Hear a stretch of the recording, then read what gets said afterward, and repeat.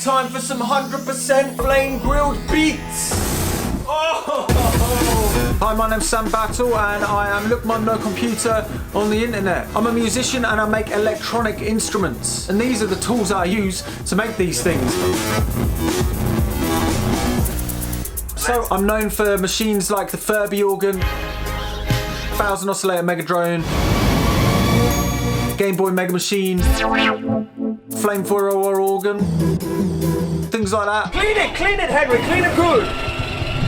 Tools are important because they just enable you to do so much more than you can with your fleshy stumps. So I started electronics sort of young. My dad always showed me how to fix cars and stuff, and that involved electronics, Christmas lights, fixing those things. A few years ago I found myself getting a little bored with using computers to make music. I just decided to sort of use external things because it sounded a bit less predictable. Sounds space age.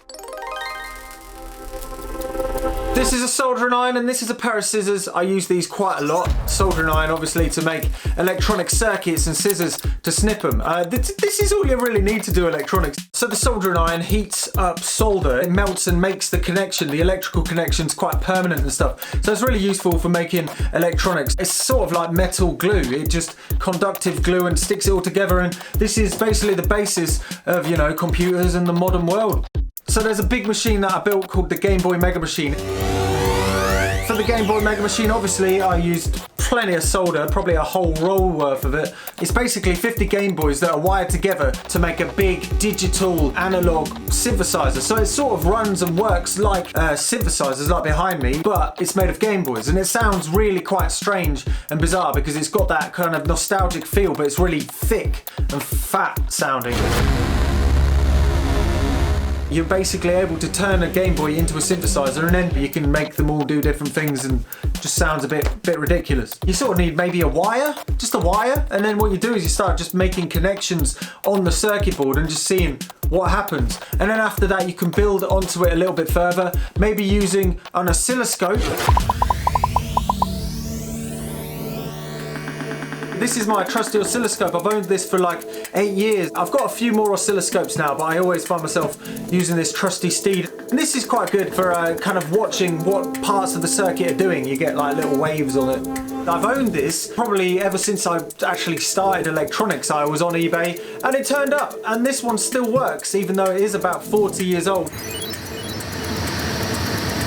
Some other tools that I use to make the flamethrowing organ and even flamethrowing Henry the Hoover. It's this thing. It's just a torch. Woo! You turn it upside down, the flames get all flamey. So it's quite a similar application to a soldering iron, but on a larger scale. You're heating much more metal. So you basically just heat up the pipes of the copper, and if you look closely, you'll see that there is solder in here. That's because you've heated up, you've put the solder in, and it makes a connection, and it makes it airtight, or in this instance, it makes it gas tight. A Furby organ is something that I built, which is made from like 50 Furbies. Furbies being these tiny little late 1990s toys, the originals. And it was probably actually one of the first things that I could justify building because of Patreon. I couldn't really justify buying 50 Furbies off eBay. Like my girlfriend would be like, why are you just buying Furbies? What's the point? But then I could just be like, it's for a machine that is being funded by these kind supporters on Patreon. I need to build it for them. I'm personally quite happy being in this niche that I'm in because it's very strong. It's a great community.